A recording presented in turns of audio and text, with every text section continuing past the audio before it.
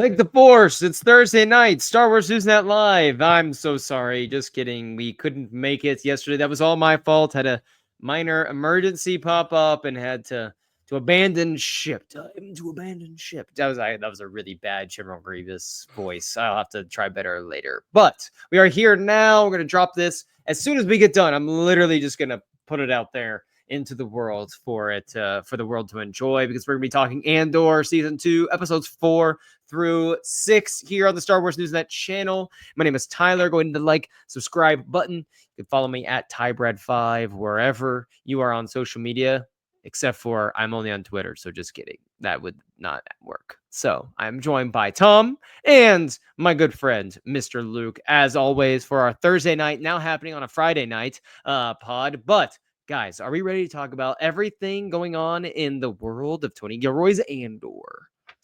Let's go. Yes, absolutely. Okay. So grab your Rido. Yes. Oh my god. Oh my gosh. So I'm so glad that you guys are ready to talk about this, because we're not going to talk about it at first, because Ahsoka season 2 is in production, and I just want to highlight on that for a minute, that as we're in the middle of Andor here, which we're going to talk about, yes, but we have Ahsoka season 2 in production. I just want to give a quick vibe check on where we're at in our eagerness for Ahsoka season 2, which is presumably going to come out next fall, late fall, early winter, probably somewhere between October and December. I would imagine we're going to get that. So early vibe check. How are we doing in terms of anticipation levels for Ahsoka season 2? I'm very excited. I liked where season 1 left off. I really like Ahsoka the character. I've enjoyed the series, so I'm pretty excited to get it back. I'm hoping that it's even better in season 2. I'm really interested in the Balin Skull storyline, so I'm really curious how Rory McCann's going to do. I'm sure he's going to do great, but I'm really interested to see what his personal spin is going to be on that character. I love how we exist in a world where you have to reiterate that you are hoping that season 2 is better than season 1. And that may sound like I'm being like facetious here, but no, because there are definitely losers out there like, you know what? I hope season 2 is worse than season 1. Tom, what's the vibe check right now? Yeah, I'm excited. I enjoyed the show, I guess, more than a lot of people. I know there were definite flaws we can probably talk about once that comes out. But I did enjoy it. I love Ahsoka. I was hooked on her character from the Clone Wars and all the arcs she's gone through and how she's grown throughout. We've watched her basically grow up. So I'm excited. I'm excited that they recast Balin Skull because it shows that there's much more to his story. They left it on a very, like I said, a literal cliffhanger. So I want to see where they take that and how. I know with Filoni at the helm, there's probably going to be a lot of callbacks to the animated shows, which I'm excited to see in live action. And yeah, I'm excited. I feel, and also with Mandalorian and Grogu coming out next year, it's going to be interesting to see how. I don't think we've seen this in Star Wars really before, where a movie can tie into a upcoming series directly. So yeah, like Marvel has done in the past. So I'm really excited to see what happens in that movie and how it leads into Ahsoka season 2. Absolutely. No, I'm with you guys. As much as there were some epic moments from the last couple episodes of the series, but I was really disappointed with how a lot of it ended. And most of that was because I felt like they couldn't decide on a lane to pick. And they ended up kind of giving us half-baked stuff for a lot of the characters, like with Sabine's using the Force for the first time. I thought was handled really poorly in how that came about. And I thought that Sabine and Ahsoka, coming to a head on their relationship and us learning what the beef was between them didn't happen between those characters. Like that happened between Huyang and Ezra. So that was something that I had a problem with. There was how Balin and Shin kind of disappeared from the story for the last couple of episodes. And those were the two most important characters to me or intriguing characters, I guess I should say. And they couldn't, and you had Thrawn and Ahsoka, but they never actually really went head to head very much. It was just a really interesting half-baked. I thought with the last 2 episodes they should have condensed that, but now here we are again. This is only going to get like a larger story to tell, and so I'm a little bit curious, are they going to be able to to tell that big of a story in season 2, or I'm going to feel a little shortchanged in terms of what each character is able to get versus with the show we're about to talk about right now. No character, I feel like no character is shortchanged in terms of their arc, in terms of the quality of the writing that exists for what they get to work with. Like, I think every character is handled so well versus in Ahsoka. That's something that I question a little bit. But no, I'm definitely very excited because that's a different type of Star Wars, and that's a Star Wars that I think overall might enjoy more, like on an overall scale, even though Andor might be my favorite show that we've ever got from Star Wars. I want most of my Star Wars to feel like that Ahsoka level Star Wars. Yeah, I mean, yeah. Interestingly enough, I caught Revenge of the Sith a couple of times this weekend with the re-release. Couple of times. Yeah, I was able Wow. to work it out. It was great. I got together with the original crew from 2005. We actually took a funny like then and now picture, and it was a blast. Then I got to see it with my nieces and my daughter the next day. Well, that's But awesome. the cool thing is that, I mean, it's such an exciting movie, but you see that over the weekend, and then Tuesday you see Andor, and it's like, wow, this is the same universe. It's so different, but I'm so glad the diversity in what Star Wars is now. So it was very exciting to see. Well, I'm ready to get into it. We have 3 episodes to get into, and I'm so excited to be joined from Luke from Progressive. He's giving off, you know, you have Jake from State Farm and the red and the khakis. I feel like, we got Flo should be right there next to you, Luke, with your blue polo on, like right there. And then we have Tom, who's joining us from the netherworld of the Force right now, giving us the pure Force Ghost vibes. So I can't wait to hear the wisdom that Tom's about to pass on. The wellspring of life that Yoda from visits. the wellspring of life that Yoda visits. Yes, I can't wait to get that wisdom. So let's get into it. 4 through 6. I believe, if I am correct here, that you each gave an 8.5 for Arc 1. Where are you for Arc 2? I mean, I'm ready. I'm ready for it. Where were you with Arc 2? I think I'm going to say 9. I think I'm going with 9. I was thinking about it. I feel like Tony Gilroy. I feel like Tony Gilroy is redefining what a genre TV show or film could be. I feel like it's expanding, and I think you're going to see this in other franchises as well. Hopefully, you're going to see the care and the attention to detail, and not just that the story's really cool or this character's really cool, but it's a masterclass in every, like I said, I guess in a previous episode, in every facet of filmmaking. I mean, the streets, from the streets of Gorman to the party on Coruscant, and the costumes and the acting and the writing. It's just, as Vel says about Cinta, she's a miracle, and that's how I feel about the show. You had to. I thought we have a few more minutes before we get heartbroken here. Luke, it's just funny you mentioned Cinta, because that was like one of my main predictions was, if we're going to have a couple survive in this universe, it's going to be Vel and Cinta, and they're going to survive somehow. And then that didn't last half the show. Anyway, Luke, give us your rating. We have an 8.5 or 9 from Tom. A 9 from Tom. Sorry. I'm going to go with, it's like really hard for me to say, but I'm going to go with 8. Do it.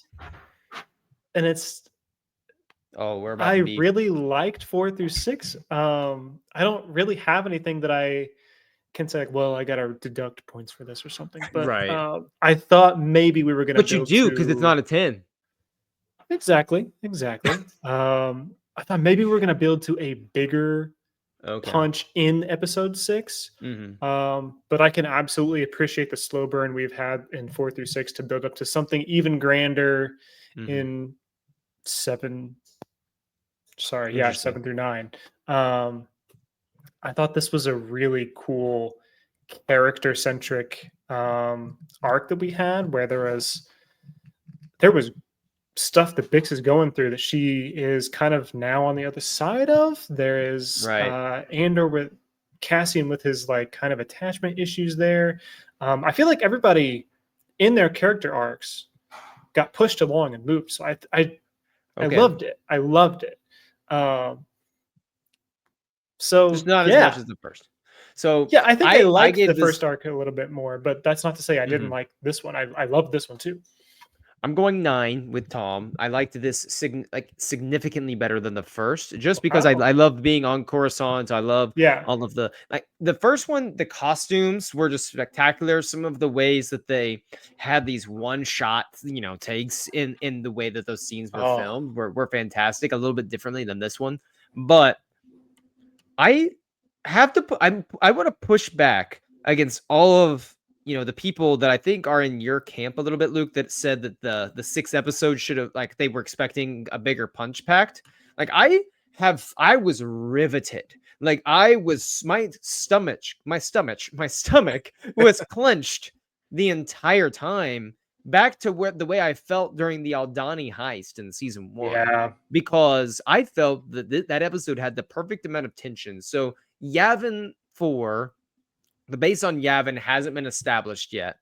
And I think we've been led to believe that Luthen's going to play a big role in establishing that base. I think that's what I kind of think where his arc is going to ultimately end is he's going to bring everyone together, but we don't know that. And so that this episode could have easily spelled the demise of him, and you have Krennic and Mon going head to head in that whole sequence of them in Skolden's, gallery was just eating away at me. You couple that with Cinta dying and the parallel and metaphor of what Cinta and Vel's relationship is like compared to Cassian and Bix and how their, arc ends. It was a masterclass for me. Like this was what I loved because maybe we didn't have, oh yeah, the Gorman stuff just completely break out or, maybe some larger scale confrontation.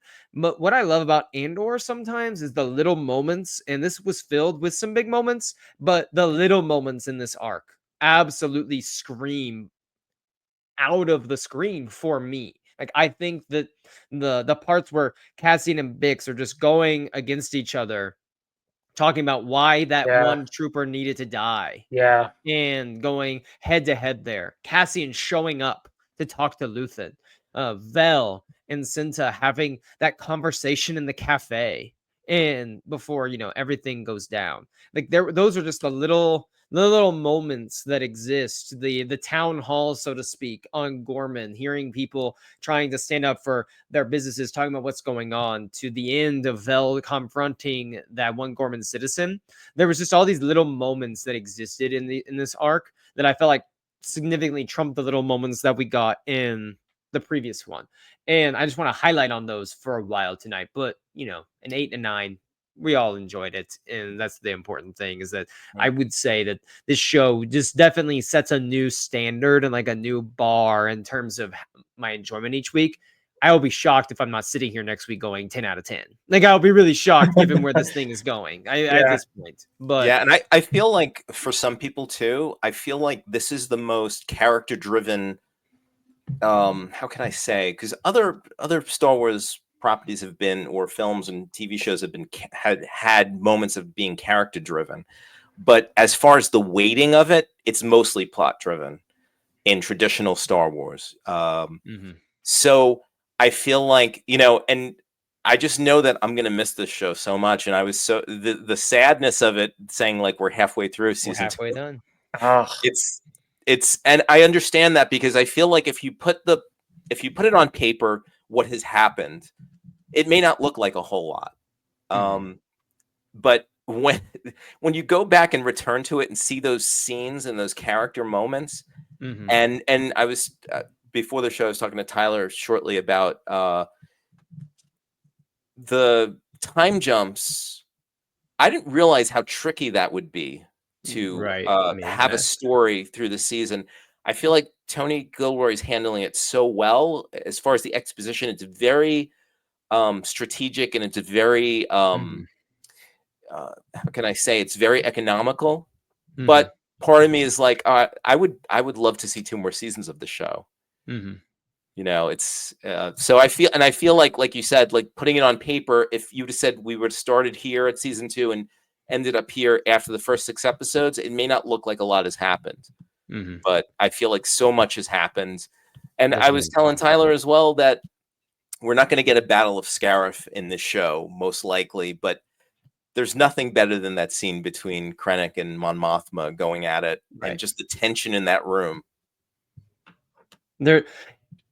I want to really dive into the dynamics that exist and how they relate with these giant jumps in time, because we see Cassian and Bix having so much. I want to start with Cassian and Bix, because this felt like their arc. And even though we spend a lot of time on Gorman, Luthen and Clay had all their things, but the way that Cassian and Bix and Diego and Adria Arjona, like the way that those two people are able to, the chemistry they have together, and the dynamic between those two characters, it is going to break my soul when Bix dies at some point. Like, because these dynamics are so good, and I don't think we appreciate this as much because we haven't seen them a ton together throughout the whole show. We've seen little bits and pieces, but we're a year later from when they lost Brasso. And Bix is struggling with the trauma of Dr. Gorst. But if we recall, like, it's been years at this point, over 2 years that she has been like having these nightmares and dealing with this. And now she's going on missions with Cassian, and they have this moment where they talk about how she regrets every moment that they haven't spent together before all of this started. And at the same time, though, I think about what Cassian has been through since then. Like, this is not the same person that he was when they were probably first together years ago on Ferrix, to where they are now, to when he leaves to go to Gorman and they share this really intimate moment together before he goes. All while she is dealing with the trauma of Dr. Gorst. She's having the drug addiction that she's battling to try to, ease the pain, but she knows it's just going to make it that more difficult eventually. And how real that is for so many people, to try to go towards something to ease the pain of what they're going through, even though they know that it's really not helping in terms of like their overall health long term. Like, this is a detriment to their long term, but they need something to alleviate themselves in the immediate right now, because the right now is just too much to bear. And all of that to where they end up at the end of the arc is just mind-blowing, perfectly done. And I could honestly just watch an entire series of just those two, because they're so good together on screen. When Cassian has to leave Bix, I'm devastated that she's not going with him. Like, I just feel like she needs to be there with him. She needs to be given her chance to get out back into the field. But I totally get why he separated them again, given how the arc ended. Makes them better together now that they are back. They know that Luthen didn't tell each other the whole truth. At least Cassian does, and so the way that drives them, and Luthen is driving them, it's fascinating to watch. He's such a mastermind behind this whole rebellion that we now know about, who wasn't really in canon, years ago. But like, I just think it's so creative that Tony Gilroy has made the Luthen character, made him up, and weaved him into the story that he can't be known publicly, and that's also working for the story as well. I love it. And Of course. I mean, the commentary on like the drug addiction that Bix is battling, like that could be its own whole podcast of like the ways that real life struggles are, portrayed in Star Wars. Because yeah, I mean, she can't sleep because of the night terrors, and so she needs something to numb herself, even though it's not good for her. But now she's dealt with Dr. Gorst physically, and he presumably is dead. Is that going to help her, or is that going to make her realize that like unhealed trauma is unhealed trauma, and like you can't just kill someone to fix it? I'm curious to see which road this goes down. That's really interesting. I want to see that, because at the end of episode 6, you feel like, okay, now it's showing. Geez, what a great ending too, by the way. But you see that, And is she fixed? Is she and the answer is probably no, but she's found new resolve and she's gotten past that. And it's going to be interesting to pick them up a year later to see where that is. But to see them as a team, that was a phenomenal ending. This she's never going to be it's like fixed. She's always going to. I think this is going to be a part of her. But there was a moment between Cassian and Luthen where he basically said, "You're going to have to make a call at some point if she becomes too big of a burden or a risk to the rebellion. What are you going to do?" And I hope that's I not don't. foreshadowing. And I wonder if so. I have two theories on this. Is one is this foreshadowing? She's not able to overcome this, and there is a point in time where she's putting the rebellion in jeopardy because of she is just unable to because of the stress that they're under. It's like she's unable to get the help that she really needs given the lives that they have to lead. But I could also see this being something where she just pushes this aside. She keeps pushing forward, and it's kind of like her demise in the rebellion. And Cassian almost can't forgive himself for not seeing the signs when he should have. But I think ultimately it was meant to be this that probably is going to play a role, but I think it was meant to just completely parallel what's going on with Bell and Cinta. Like the whole arc, Cassian is pushing against Luthen's verbiage and Luthen's words to him about how you and Bix cannot necessarily just be tied together. Like you have to, she has to get ready on her own. I need you to go out here and do this. I need Gorman to be prepared. You pull back from Gorman because of Bix, not because of how you feel about this. You're playing it too safe because of her. And Cassian refuses to let Luthen drive like a wedge between them, and he refuses to let Cassian or Luthen put the rebellion in between like them. Like they're going to say, yes, we're all in for the rebellion, but we're all in together for the rebellion. And that just parallels the fact that Vel and Cinta have this conversation in the cafe about how they're going to have to talk to Luthen because they've let the rebellion get in between them. And they're on Gorman right now, didn't even know each other were going to be there. We're putting each other aside to do this. And Cinta said, like, I'm only here because of you. And Bell had no idea that Cinta essentially was going to be there. And Cinta dies in a large part because of this wedge that Luthen had driven between them. Who knows what happens if they've been together for all this time. And it was just the perfect parallel of like Cassian's fighting for Bix, and Luthen was able to kind of do his thing with Vel and Cinta, but Cassian's not going to let that happen. And I don't think he's going to a year from now. I don't think he's going to 2 years from now, whenever, that relationship probably eventually, I think Bix is, going to die. And it's going to be horrible. But that to me was the pinnacle of the episode. That was the theme of the arc and the most important part of it, which is you can fight your rebellion, but you can also, you don't have to necessarily sacrifice the person you love next to you. Like we can do this together. And Cassian not letting Luthen come between that, I thought was just beautiful. And the way that he trusted Bix and believed in her the entire time. Like I do think she's capable maybe of more than what Cassian was wanting to, but it was out of a state of looking out after her. When they killed the trooper, it wasn't for the rebellion that he killed the trooper. It's because of Bix that he killed the trooper. He saw your face. We are not going to let someone hurt you. And I love the way that these two characters interact with each other. Yeah, and the way Luthen sees that she's a possible hindrance to Andor. Mm-hmm. And what he can do and what he would want to do, and even the missions he goes on, he didn't want to go to Gorman, and then he didn't want to take that on. So I love their confrontation when he comes to the shop. Mm-hmm. So even the shop owner can tell that he's not all the way in because he's asking for suggestions, and Cassian is saying, "I think you're like too little, too late," basically. I have more And so questions than suggestions.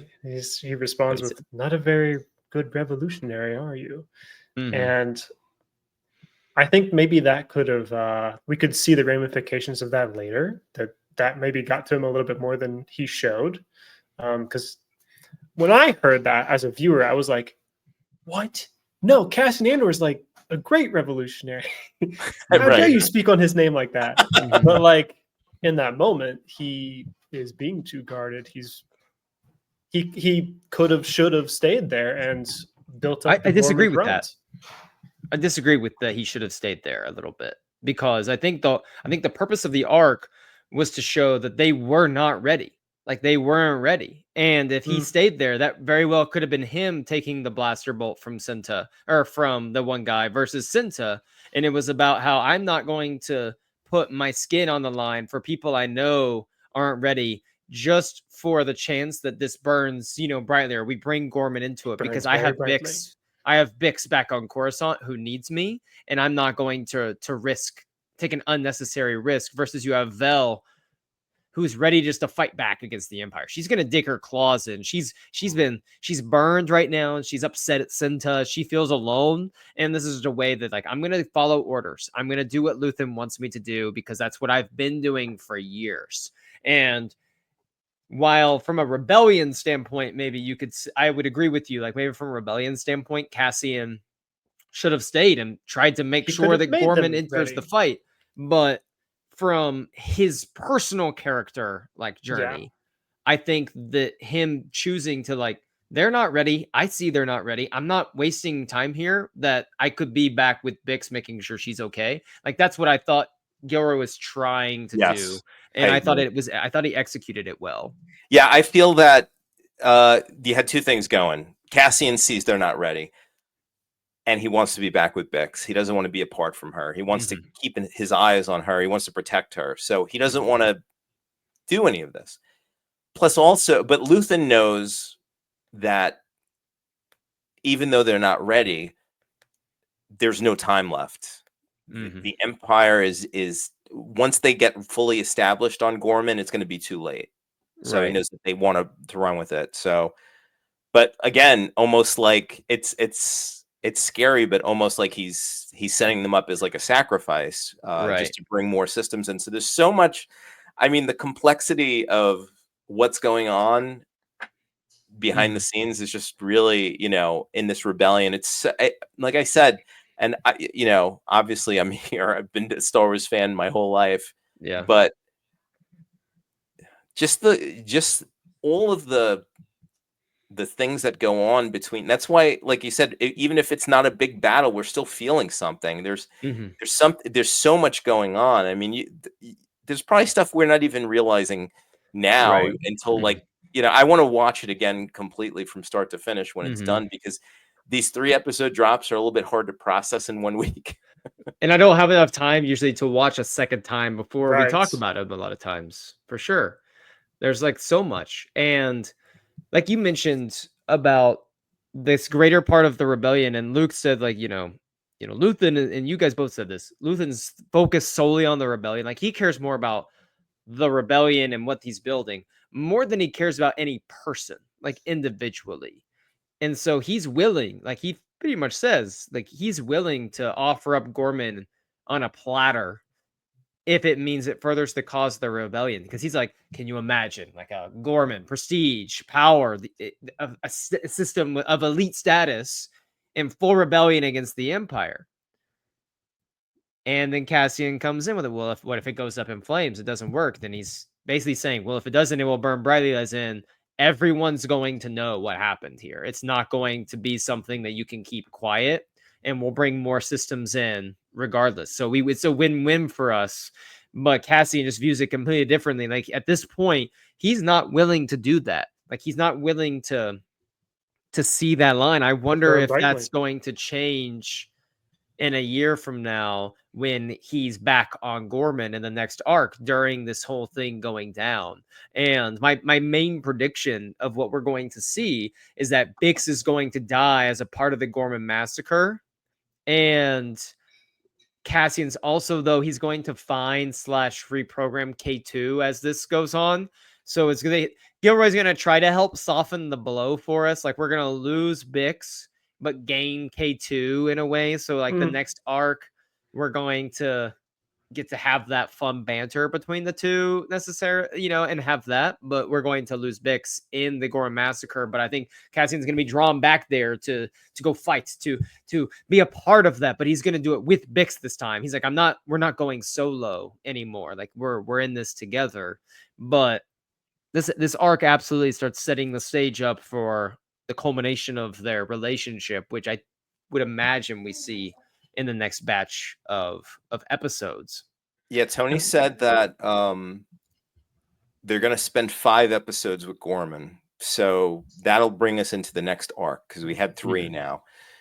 And he also mentioned, and I believe that's what he said at Celebration, that we're going to see K2SO around episode 8, which is the middle episode in this next arc. So I'm excited to see what happens.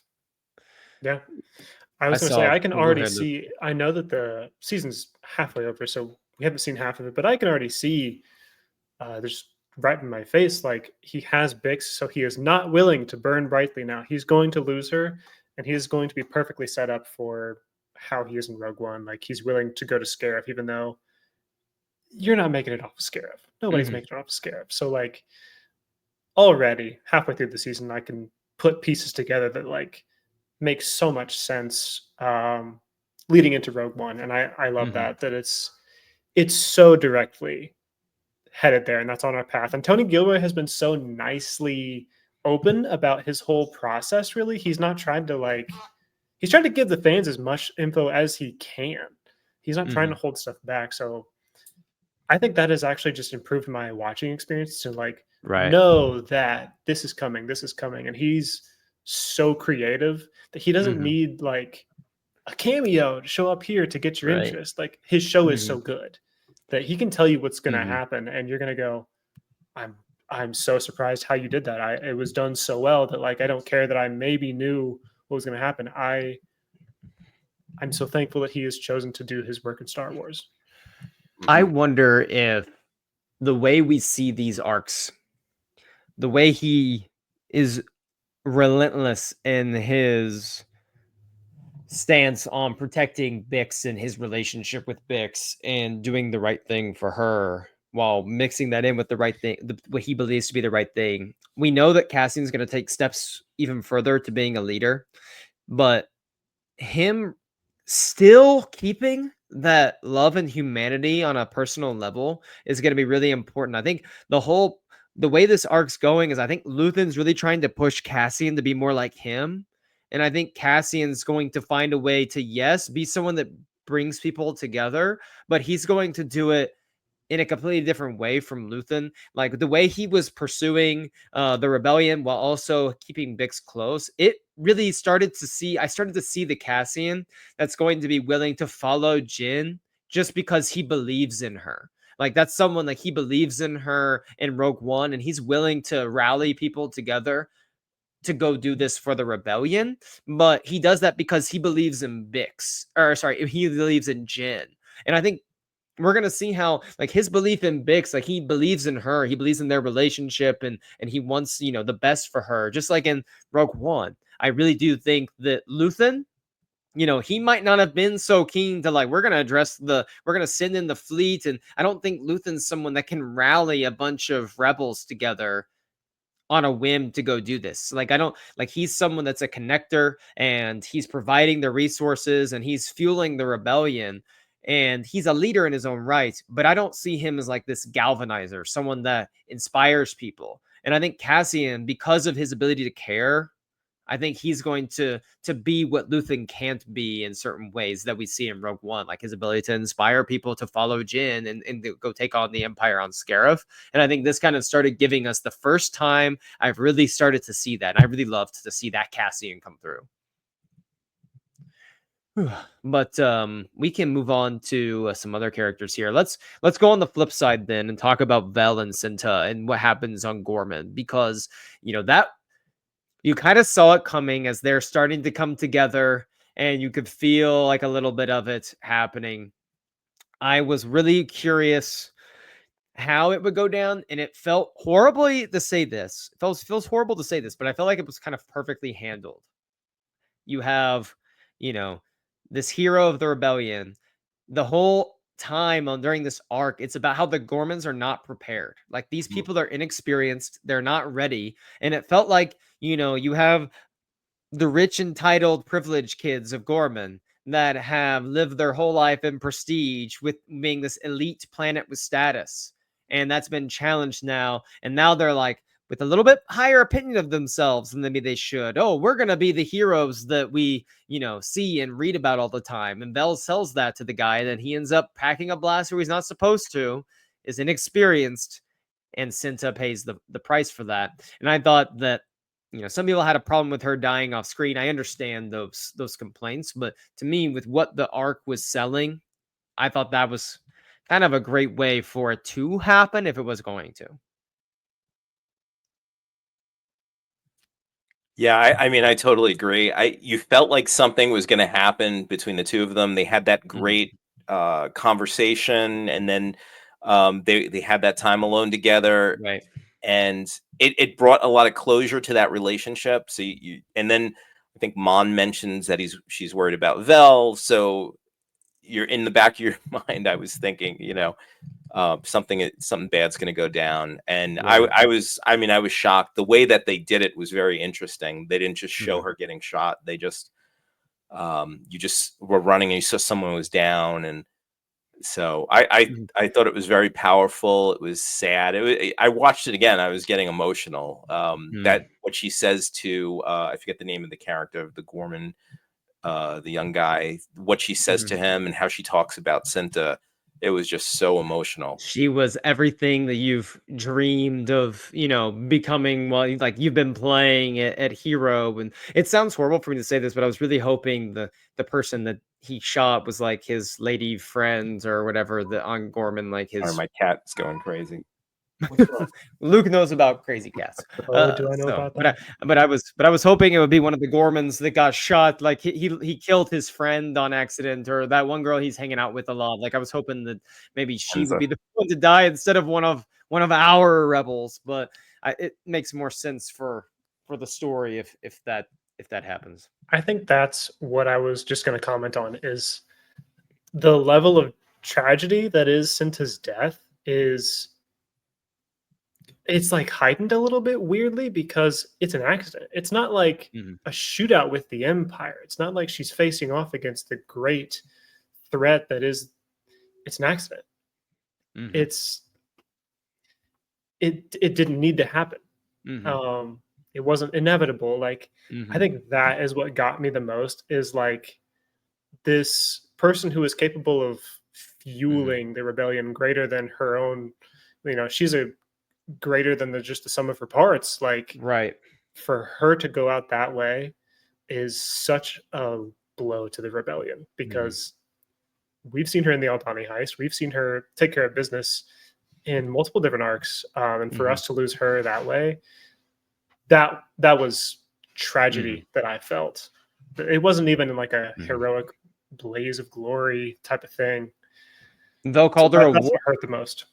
Bell called her a warrior. When you think of warriors, you think of someone going out like a warrior. And we go back to the first, like you mentioned, Aldani, Skeen says Cinta is probably the toughest one here.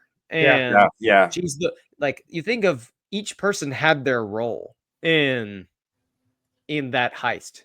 Cinta's role, she stayed on the planet. Like she was the one they trusted not to get caught, to do what needed to be done to get off the planet and stay there versus escape with all of these things. She's the one that she's doing her job. She's the one they sent to stay undercover on Ferrix, and she kills, relentless and just kills. Like she's the assassin for hire for Luthen. We see, she's in charge of taking out Tay Coleman. Like she is someone that's, absolutely an elite assassin, elite rebel, elite spy, and everything that the rebellion needs. And like you mentioned, her loss is so great for the rebellion. Like Vel mentioned that her loss will be felt in ways you can't possibly imagine because of all the things that she's doing outside of just this one instance on Gorman. And it felt like you gave these group of inexperienced kids this their chance to shine, and they just weren't ready, and we knew this coming in. But that was brutal. And then I'm blanking on the name of the actress who plays Vel right now, but absolutely crushed the ending of that arc. Just absolutely crushed it. I thought that the two, her and Cinta, and the way that they talked at the cafe, I was hooked. Like all the small moments in these episodes, just the two of them interacting there, to setting up the plans and talking to Luthen. Like there was just no break for me to just like stop. Like there was no point for me to stop and take a breath, because I was just completely entranced by the little tiny moments on screen. Faye Marseille is her Yes, that's right. name. Okay. So good. It was just incredible. So while they're doing that on Gorman, we have Cyril, who's kind of spying, and he's this whole spy. We've all been talking about what Cyril's fate's gonna be, and you guys, I'm coming around to what you guys think about him turning to the rebellion or doing something, because he's being completely used as a pawn by Dedra and has no idea what larger game is being played here. Do you think that that's like this is what's going to happen? Like next arc, Gorman's going to completely, collapse. He's going to see what happens. He's going to learn and feel betrayed by Dedra and what's going on, and he's going to turn coat towards the rebellion, or at least do something to get revenge of some sort? Or do you think he's so far up the Imperial propaganda train and head over heels over Dedra, it doesn't matter? He's still going to always go back. I love the way that the arc opened. I thought that that's what was happening. I thought that he was he lived, and I was surprised to see him on Gorman. I said in the last episode they're probably going to move, but Dedra wasn't there, and it looked like he was becoming sympathetic to them, and it was just so great how that was written. And yeah, he obviously is so proud of himself with what he's accomplished. I love that line when he said, "This is the best day of my life." That was just so. It was just such as something that his character would say. He's always looking for approval. Well, he To says have, they're inexperienced but extremely eager, sir, to partagaz, and he said something along the lines of how often, those two things align. And he's talking about Cyril, but looks at Dedra, kind of gives her a little look, and he has no idea. He's just attention. yeah. So from my perspective, I would love. It depends. I think in the next arc he's going to be there. It's going to be interesting because I don't know yet what's going to happen, but to see if he can, number one, find out that he's being used as a pawn. Number two, really, when he was at that meeting, it sounded like he was really, I don't know, something maybe was stirring in him, unless that was just the way he was trying to play it off. But I don't know. I don't know what's going to happen. I think he might be a victim of his, his own vices, and Right. that need for approval, that need to really win the day and be the hero might be his undoing. It might be true. Yeah, Luke? I was definitely leaning more toward him leaving the Empire for sure. Joining the rebellion, not so much, but somehow falling in that gray area. I thought maybe I would see a little bit more sympathy for the rebellion, or just for the Gorman Front in particular. There was definitely, like you said, Tom, there's definitely like a moment or two where I felt like the camera work, the way the lines were delivered, like he was feeling a little bit of something. He was like, man, these people are like going through hell. So like I do feel for them, but he ultimately is all obsessed about Axis and Andor and stopping these terrorists, these insurgents. And so I think that does override for now. Um I I the way that he's being used as a pawn, I kind of think that even when he finds out, like when he finds out he's being used as a pawn for this ISB scheme, it's not going to hit him very hard. I think he agrees with what the ISB stands for. I think he's going to find out the greater purpose of what he's been doing. And he's going to be like even more proud that he's been a part of this big project. So that's kind of happened for me as I've been watching. Um, I think I could see the Dedra relationship of specifically him being used by her could be the catalyst that would be what would turn it. Mhm. I think he loves the Okay. Empire, but for him to be used and maybe betrayed by Dedra, that is where he could lose. He Mhm. could. That would mean everything. That's more important to him than Everything. the Empire.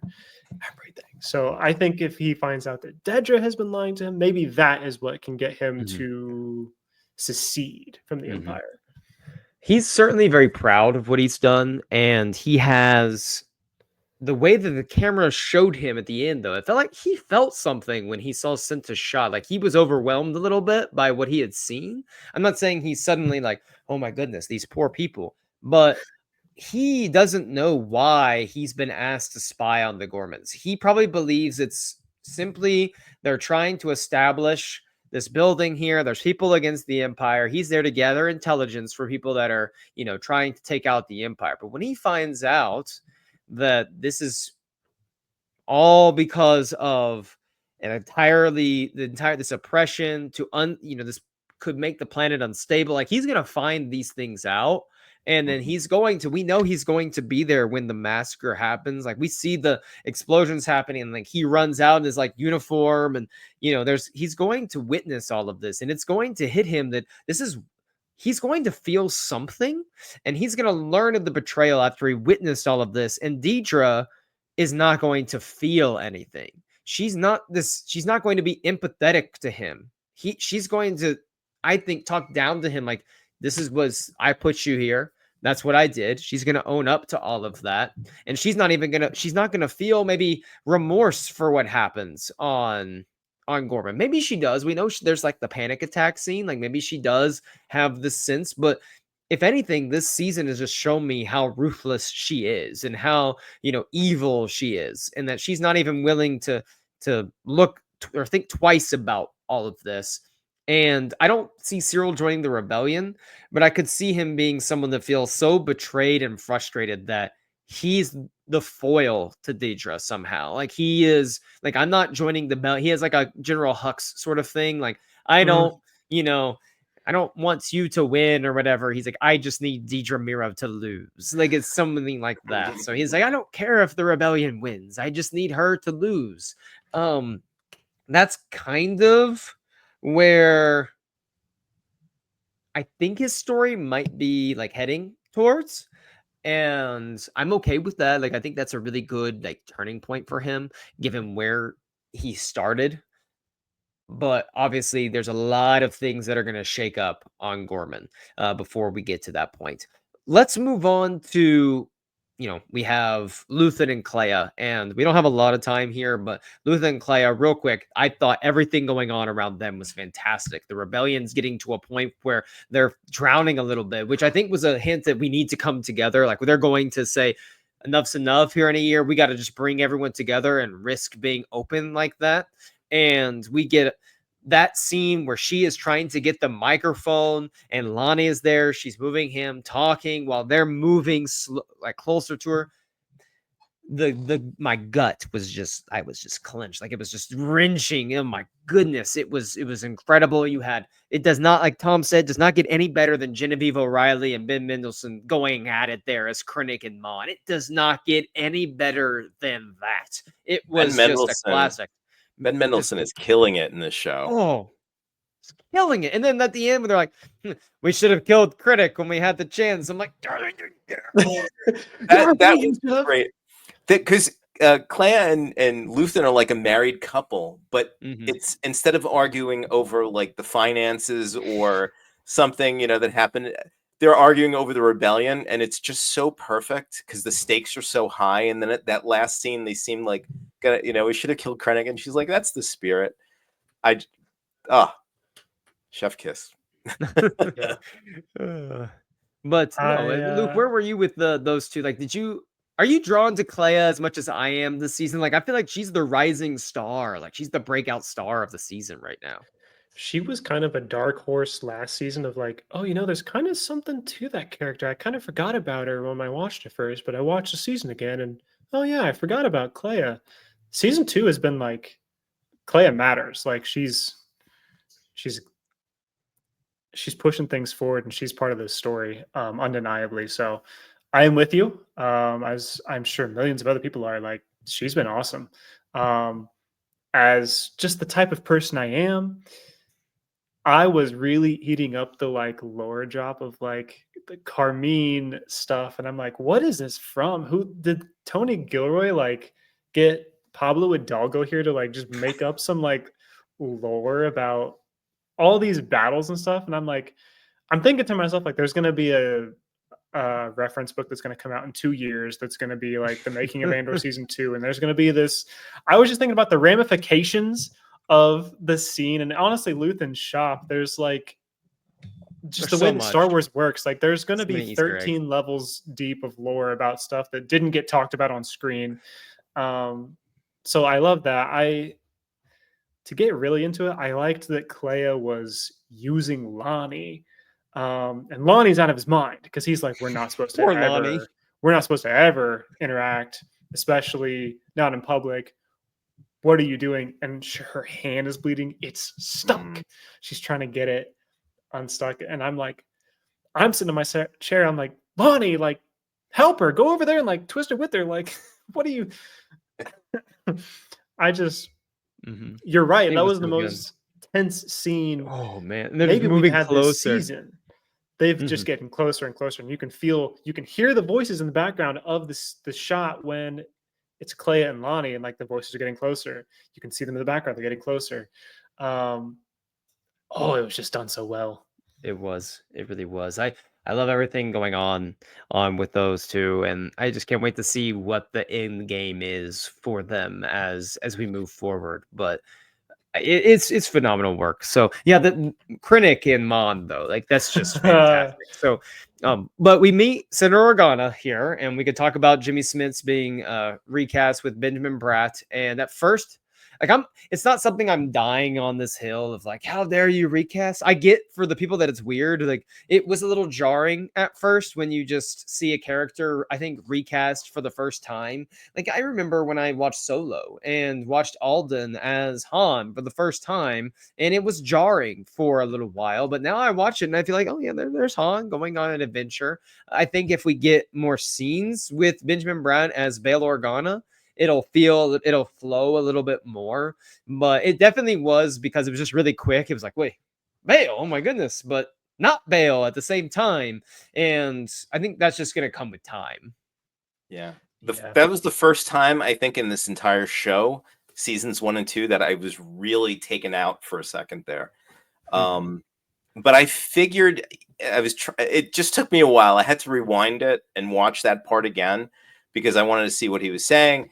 And I feel like I said there had to be a good reason that they recast him. So sure enough, saw the story that they tried their best to get Jimmy Smits and it didn't work out. And absolutely, kudos to them. Rather than writing his character out, who was so important to this period of the story, that they recast him. And Benjamin Bratt, I think they did a good job as far as the look. And like Tony Gilroy said, I felt much better about it when I was reading the article in Entertainment Weekly that they wanted to have this inconsequential scene because it showed, they didn't want, when he really has to do the important things he has to do this season, they didn't want that to be the jarring part to take people out of it. They wanted the scene to just introduce him so people could get accustomed, talk about it for a week, as he says, and then go back to where he's going to fit into the story, which I thought was really a brilliant move.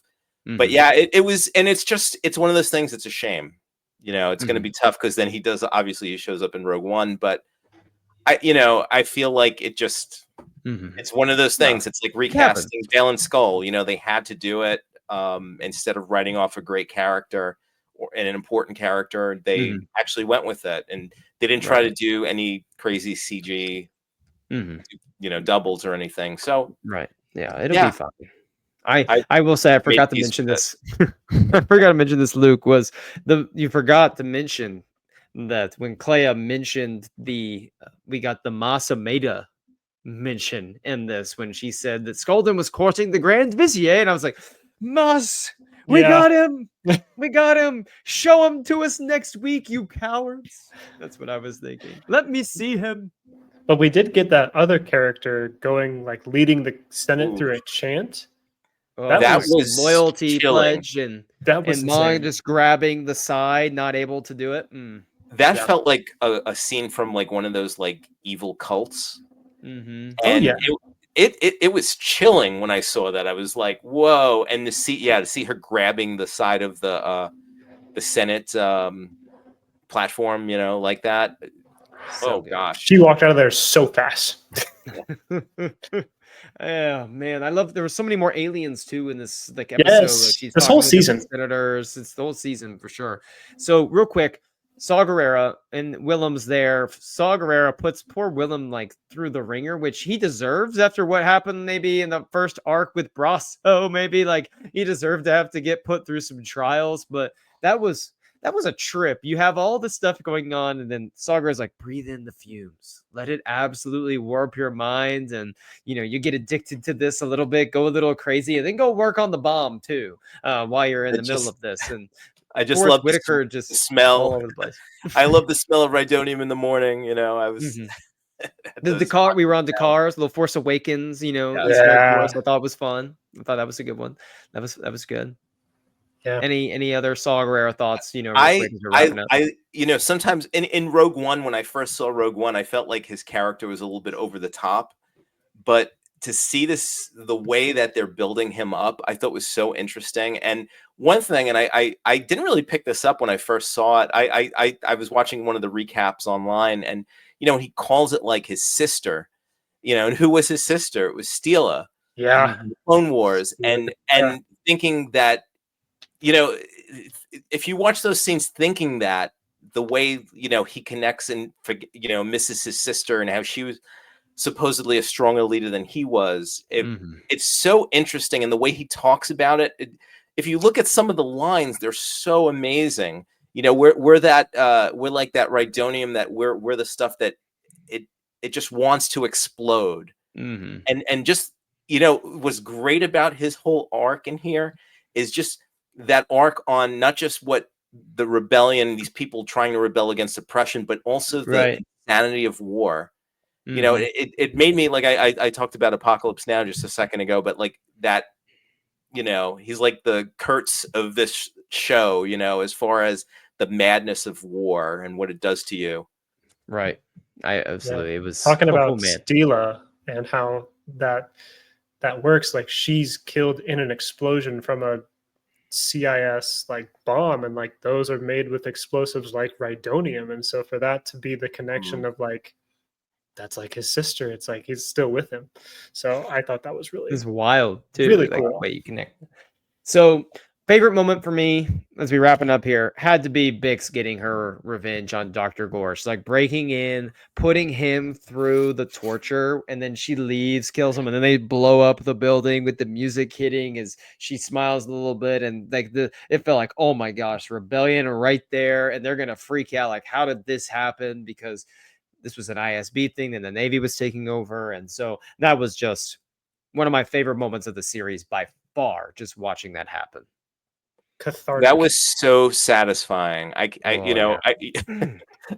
Is it weird that you want to see someone get tortured? But No, it's not when that it's was this that Dr. was Force. such a satisfying moment for her, and the way in the first arc when she fought off her attacker, how she pretty much fought to get her life back, Mhm. basically, and her dignity. And in my head canon, I was hoping that the explosion didn't take him out, so he would have longer time in that chair. Honestly, yes, I'm there with you. And just that the two of them walking together, it was like a Bonnie and Clyde moment. It was just so powerful. What a great way to end this arc. Mhm. Absolutely. Absolutely. So good. Well, I can't wait for next week. It's going to be phenomenal. We're going to have a great time. We will hopefully, all things back to normal, be live next Thursday night. So thank you for waiting a day later on this one. Appreciate you all. Tom, Luke, thank you both for being flexible and being able to do this today. Really quick. I'm going to get this out there. Make sure you follow the channel here. Maybe we'll try to get something recorded for us this week so we can drop it early next week. But Everyone, Tales of the Underworld, go check it out. Maybe we can do a quick like Tales of the Underworld like podcast this week, Sunday or Monday, and drop that early next week just to talk about that, because I can't wait. So have a great Star Wars day on Sunday, everyone. And for Light and Life, remember that we are all the Republic.